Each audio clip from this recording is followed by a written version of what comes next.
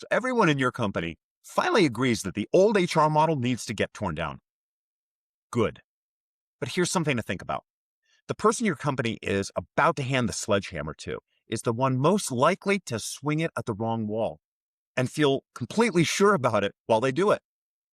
In the next half hour, you're going to find out why demolition was never the hard part and what it's costing you every quarter to leave the wrong person holding the pen.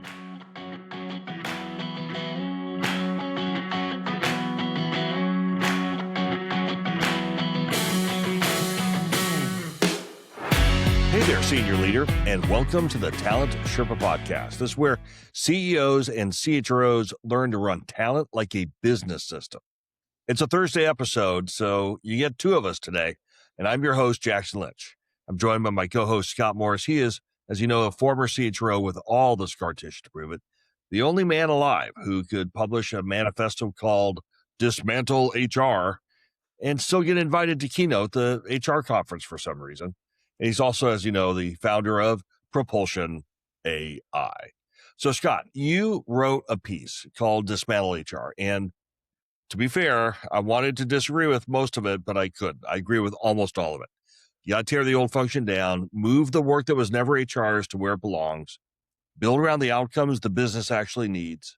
So on the demolition side, you and I on the same page. But one decision underneath your argument splits us in a material way. And it's the decision that I think matters most. Who holds the pen on the rebuild? That single call is going to decide whether a company gets a sharper function or a smoking crater. So we're going to have that fight in front of you, our listening audience, today. You know, I like it when you and I find aspects that we disagree about because there are so many that we see the world the same in. And I'm going to defend every word of what I wrote. I didn't write it to be provocative. I didn't write it to be critical, but I wrote it because I've watched failure year after year after year as we talk about HR getting more strategic and never really doing anything about it because what we're trying to do is add rather than subtract.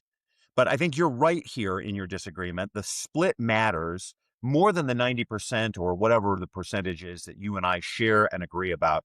And here's what makes it hard from the inside. The person who is best positioned to see the problem is the person least able to act on it. Sit with that for a second because it's the whole knot. And here's what we want to show you today. Why the fight over whether to tear HR down is already settled. We should stop debating it. And the only question left standing is who holds the pen on what gets built back? How two failure modes sit on either side of that one decision, the CHRO who won't cut their own function, and the CEO who will cut it without knowing what they're removing. And what it's quietly costing you to wield two different jobs into one chair, plus the four moves that pull them apart before anyone even picks up a sledgehammer. 100%. But hey, before we get going, let's do shout out. This week, I want to shout out to Adele from Cincinnati. Adele, you've been a part of this community for a long time, and it matters that you keep showing up. We appreciate you, and we appreciate everyone tuning in. Whether you're joining us from Leeds in the UK or from Baltimore, Maryland, we're really glad that you stopped by to join us today for the episode. All right, Jackson, let's get into it. Okay, so here's the state you're probably sitting in and maybe haven't even acknowledged to yourself. You're the CHRO. Everyone in your building has finally agreed that the old HR model is finished, and some quiet part of you agrees with them. And that same quiet part is already doing the math on what happens to you when the tearing down actually starts. And I tell you, I think that instinct's correct. And the numbers are not subtle. In 2024, chief HR officers turned over at 9% against a 7% average for the rest of the C-suite. Average tenure has fallen to 4.7 years, down from about 5.5 at the start of the decade. And so if you read that plainly, I think you'll see the role that's supposed to steward a company's people is becoming the chair that the company can't keep anybody in. And that's not a problem that's around talent. That is, in my view, a design problem. Jackson, before you go on, let's put a face on that 9%. What's actually happening to the person inside? I think they're getting removed or for failing at a job that was never clearly defined. They inherited a mandate seat before they arrived. They worked hard inside of it. They get measured against expectations that no one has ever written down. I've worked with people and I see this pattern consistently. And then add a second force because I think it's moving the ground underneath the whole function right now. Gartner projects that by the end of this year, 2026, 40% of enterprise applications will ship with task-specific AI agents built in. That's up from less than 5% last year in 2025. So the transactional work that justified half of HR's headcount is being automated out from under them in real time. And we can argue about the value of those agents. And I think I should probably write a piece on that because I think a lot of what is going on is not going to help the function. But I agree with you. The ground is moving. Why does that push us toward demolition rather than reinvention? Because reinvention has been tried for 30 years now. And we should just accept that the answer is back. When a former CHRO like you publishes a piece called Dismantle HR, it's not a hot take. It's the consensus arriving. When our friends, Dave Alsop and Head Forbes write, making HR matter, that's the consensus that's arriving. I have a book that I'm writing called The High Altitude CHRO, and literally the first section of it says we need to dismantle HR. So I think we're all getting in there and we're recording this in late July. Earlier in this month, even Johnny Taylor at SHRM's conference talked about the same concept. So even the people who are historically connected into the old way are recognizing that old way is moving forward. And almost everyone now agrees, at least if you're serious, that the old way, the old function has to come apart, which is exactly why I think the interesting question is no longer whether, because it's going to. The question is, who's doing the tearing down and who is holding the pin on what gets built back? I'm gonna give us a shameless pat on the back because guys like you and I have been talking about this for a very long time, and I felt like we were shouting into kind of an empty mic, and now we're starting to see more people write and talk about the same thing, and finally we're getting SHRM in on, and they're starting to say it as well. But you and I split, as you said in the open, on one key issue, and I want you to talk a little bit more about where that split actually lives. I think it lives in one sentence in your article, and I recommend everyone read it. You wrote that the teardown and the decision about where the work belongs sits above the function at the CEO's altitude, and that has to be made before the head of HR is ever hired. And I read that, and my stomach dropped a little bit, at least my jaw did, and because I've watched what happens sometimes when a CEO makes that call all by themselves.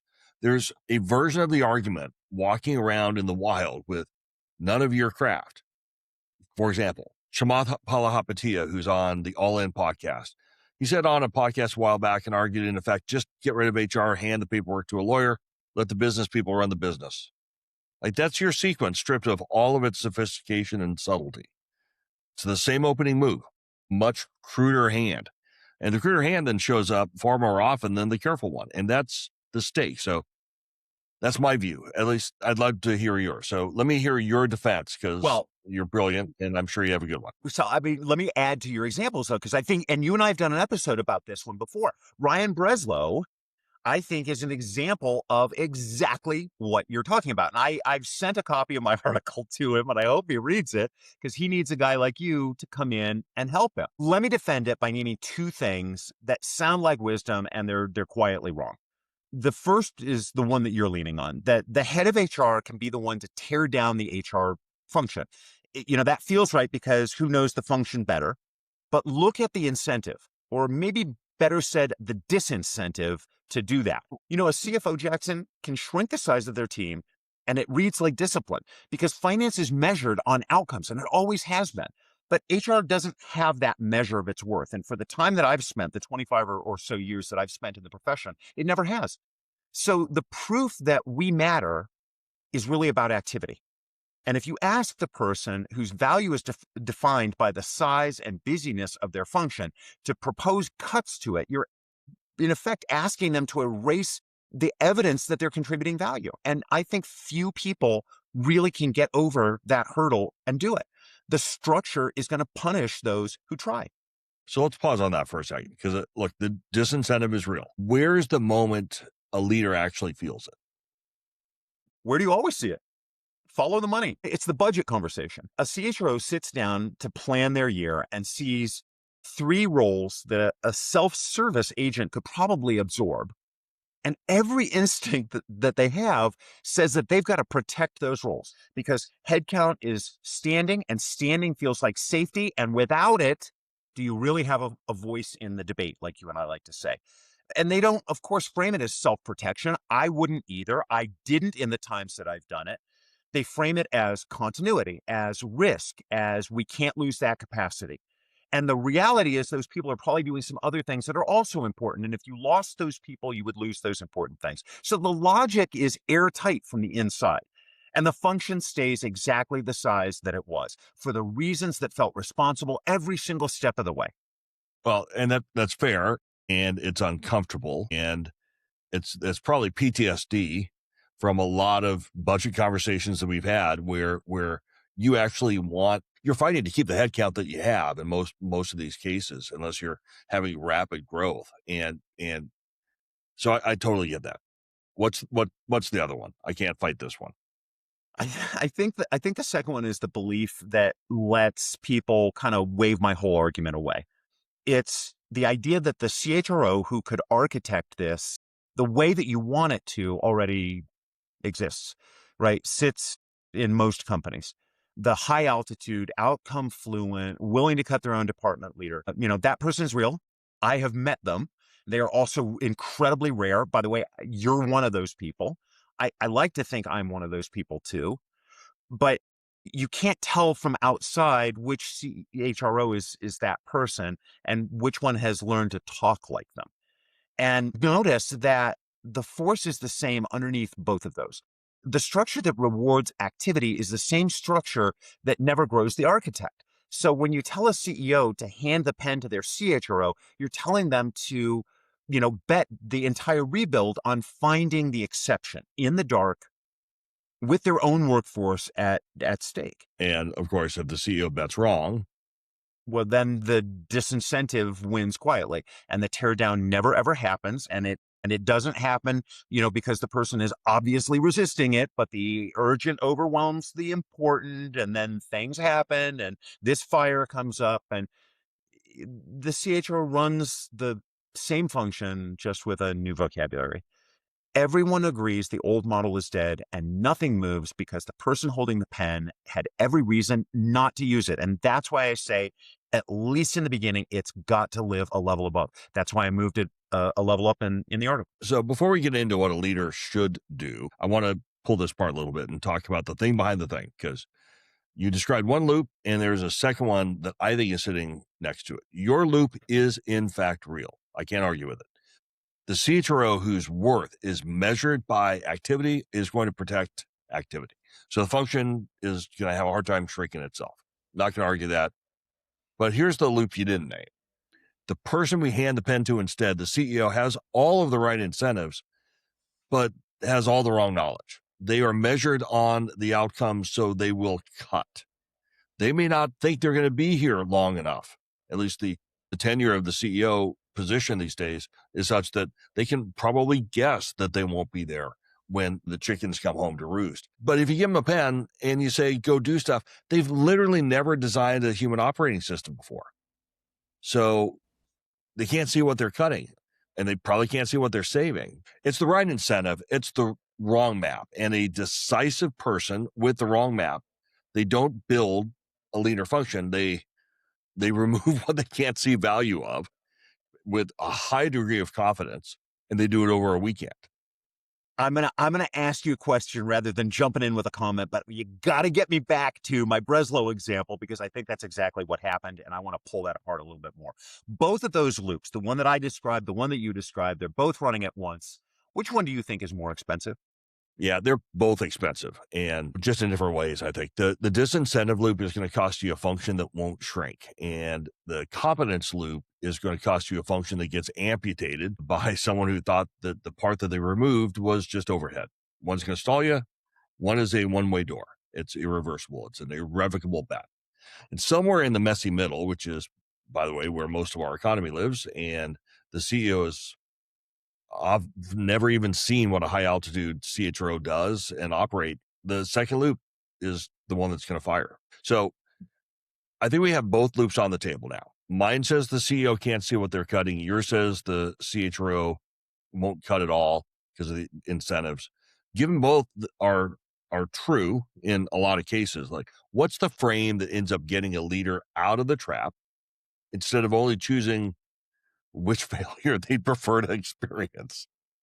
Yeah. So I think the frame here is that we've been asking the wrong question the whole time. I don't think this is, at least as I've thought about it, and when I was writing that article, I didn't mean it as the CEO versus the CHRO for the pen, because your point is super well made. That CEO doesn't know how to rebuild the function, doesn't know what great human capital looks like, and they shouldn't have to. Right? It's a confusion between the two things that got welded together. And the whole dysfunction comes from, I think, pretending that they're one thing. Who owns the decision and who has the expertise? Those aren't the same job, right? The decision about what the function is for, what gets torn out, what it's going to get measured against, that has to sit with the person whose incentive is to build the business result or to get the business result. That's the CEO, because they're the only one in the building. The structure doesn't punish for cutting things away, but there's a purpose in pruning, and it's to let the strategic piece come back stronger. And the expertise about how a human capital operating system actually has to work, what breaks when you move a piece of it, even a small piece, that sits with the person that has to build it back. Jackson, the dysfunction was never about who's in the chair. It's that we've asked one person to carry an incentive and an expertise that almost never live in the same body. And then we blamed that same person when the two pulled apart. Okay, Scott, that's a real distinction. And I think it might even be more generous than what you put in the article. So let me give you the opportunity to clarify, because I'm hearing something different now than what I had heard previously. So let me come back to my Breslow example that I said I wanted to get back to, right? Ryan Breslow just cut his HR department. And he didn't cut the things that should get cut. He cut the strategic pieces. And right instinct, right on intestinal fortitude, but the wrong idea. And that's why I think if there's one clarification that I would bring to your attention, it's that I'm not saying the CEO is the one who rebuilds it. Who would want to do that as a CEO? You don't have the expertise to do it. But the decision that it's going to get pruned needs to be made by the CEO. It's not negotiable. Then the CEO should go find a partner who can help them execute. That's my clarification. Yeah, I think that's right. Because if you don't do it that way, the CEO is going to make the decision informed by whatever human capital expertise that they can get their hands on. And sometimes that's like the big box guys that have a templated solution shared by a business school graduate 3 years removed without any understanding the context of what they're doing. I don't think they need a standing CHRO to make the call. I do agree with you. I think they need expertise on the call, and those two can be completely different people. So the other thing I would add to this, and I think, yeah, go ahead. Well, so I think the right way to execute this, and I know this sounds terribly self-serving to what we do, but I think if you're a CEO and you're listening to this podcast, you need to think about the result you want to drive in your business. You need to make the decision that HR function is going to get pruned. And then honestly, you need to go find a guy like Jackson who can help you do it, who can help you think through the partner who you need by your side to rebuild and re-execute, and who can help you think about the mandate. Yeah, and I'm doing that with several clients right now. Believe it or not, the folks that are bringing me in initially are the finance people, which is, I think it turns out these are some pretty sophisticated finance folks to get the broader joke. But there is reality, okay? And I want to be honest about this reality. There is a group of CEOs who probably don't know what they want. And there are probably some CHROs, none of whom are going to be listening to this podcast, that even if they wanted something bigger, they're not going to be able to deliver it. There is a wide variability in the talent in both of those roles relative to what we're talking about today. Because I think you and I have a little bit of a disagreement on what's the denominator? Like, what is it? What do you think? Well, so I mean, I think the denominator is the stake, right? The thing that everything gets measured against. Earlier in the episode, I said, finance has got one. Finance allocation of capital to its highest return. It's always been finance's denominator. Where's HR's? I don't think we've ever had one, but I think it's a really clear one, and I think it's really simple, and I think it's universal. It's the allocation of human capital against the business's priorities. I think if you get that right, everything else follows. And Scott, like we usually do, I think you're describing what we should all be striving for. That's the job that I would take. That's the job that you would take. These are the roles that we play. But in reality, I think that C can be different. You can have a suboptimal mandate, but I don't think you can have an unclear one. So in this brilliant world where you have just an infinite number of possible right answers, the only wrong one is that you and the CEO, the CHRO and the CEO do not agree on what that mandate really is. Because I think the denominator is the aligned mandate, what the function actually has to produce, agreed across the CEO, the board, and the person in the HR chair. And I think what you're describing is what a strong mandate points to: clarity, because you can execute a modest mandate cleanly, and you cannot execute a brilliant one that no one agreed to. So that's where I'd push. Well, I have a very hard time pushing back on that. And I give you credit for it because I think you've largely taught me that lesson about the clarity of the mandate. Here's my worry, though. We should always be pushing for what drives the business best. And what I don't want our audience doing is settling for a lower level mandate just because it's the clear one that's sitting in front of them. They might have to live with it for a season. We should always be pushing for that higher altitude. And I think that's kind of your point too, right? The mandate that actually drives the business. Yeah, no doubt. And you and I both know there are some CEOs, low altitude CEOs, that still think that they want a 1950s personnel department with Madge in a poodle dress, smoking cigarettes, running the company picnic. No doubt. And that is a small portion of our audience, I hope. I don't think anyone here would follow that. But I think some of us who are listening to this might actually be working for that person. So Well, if you what you don't want that low altitude mandate, that is a completely different episode that you and I should do. And we're going to call it Jackson and Scott, will you please help me get the out of Dodge? and for everyone who can get to a real mandate, here's where I think we're going to start. Let me see. All Let me right. pull this back together here. Play one. Write the denominator before you touch the org chart. One sentence. The outcome your human capital function exists to produce in the language that the business already uses for revenue, margin, speed, and risk. Because whoever holds the pen is going to draft that first. And if you can't write the sentence, you are not ready to cut anything because you don't know what you're solving for, and you'll be removing pieces with no test as to what really mattered. And I think this is the highest value hour available to a CEO and a CHRO this quarter, because every teardown decision downstream should be measured against that clear mandate. What are we solving for? What do we exist to deliver for the business? Super well said. Play number two. I think you have to separate the decision owner about pruning from the expert who's going to build it back. I think you have to say that out loud.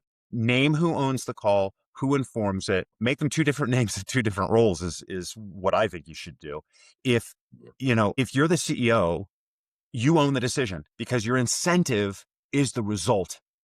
Then go promote or rent the human capital expertise leader who tells you what breaks when pieces move. Don't make the call in the blind. Don't ask the person whose job it is, you know, like whose job is at stake, I guess I should say, to grade their own function. Two roles, two names, one room before anybody touches anything in the structure. Yeah, you can't grade your own homework effectively. At least I never was able to. I amazingly always did better when that happened, but I'm more ethical now than I was when I was in sixth grade, I think. All right, here's play three. And I think you got to rent the architecture before you cut it, not after. So if you're a CEO listening to this and your CHRO is not operating at the altitude that this requires, don't conclude that the role is worthless and handed to a lawyer like Chamath Palihapitiya. Bring in the expertise in a very clearly defined engagement, put it right next to the decision, and let the teardown itself be the audition. I think you'll possibly learn faster what capability can live in the house than any interview externally will ever help you. So cutting blind is the most expensive way to discover what you didn't understand. So don't do that. 100%. Play 4 of 4. Build the chair you say doesn't exist. So kind of a corollary to play number 3. After the rebuild, Define the new human capital role by the outcomes that it owns, not by the activity it runs. Measure it the way you would measure your CFO against the business result. Do that, and the disincentive that I described starts to dissolve, because the person's worth, the person in your chief people officer role, their worth is no longer defined by the size of their head count. That's how you grow the architect that you want for the next decision, instead of renting one forever. The scarcity is a design of choice. So design your way out of it. Well said. And here's this week's climb. So between now and Friday, write your denominator. One sentence, maybe two. The outcome that your human capital function exists to produce in business terms for the business. Write it in your own eyes first, not for the room, because this week is about whether you can even articulate it. And then read it back and ask, if a stranger walked in and looked at that, could they tell what this function's for and whether it's working? That's it. Just like one or two lines. If you can't write it yet, that's okay. But if you're being asked to go make some cutting, then you're holding a sledgehammer with no blueprint. And if you run it, I would love to have you reach back out to us, tell us what you found. And we read every single reply. There's a little text thing you can click on. It says, come talk to us, or send us fan mail or something. I don't know. But we get those, and we'd love to hear from you. And there's one thing I want you to carry with you. The demolition was never the hard part. Deciding who holds the pen on purpose, out loud, it's the entire game. And almost nobody makes that choice deliberately right now. And before we let you go, we promised you three things to the top. Why the fight over whether to tear down HR is already settled, and the only question now is who holds the pen to rebuild. How two failure modes wait on either side of that call: a CHRO who won't cut their own function, and a CEO who will cut it but has no idea what they're removing, and what it's costing you to wield the two jobs into one chair, plus the four moves that pull them apart. And I think we've done that. I want to offer one word of caution, though, to our audience, Jackson. I know on my part, I've done it both the right way and the wrong way. I know you've done it the right way. I'll let you speak on whether you've run into the wall like I have or not. But that mandate conversation isn't one you want to go running headfirst into the morning after you listen to this episode. Done without preparation, it has the potential to do you more harm than good. You can walk into your CEO's office and you reopen the mandate and come out with it more confused than you were before, than the two of you were before, is probably a more fair way to say it.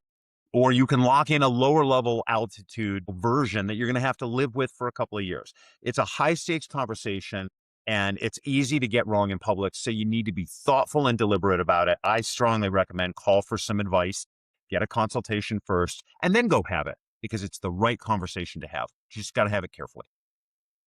So what you're saying is don't go running chin first into a fist fight, because it's going to hurt.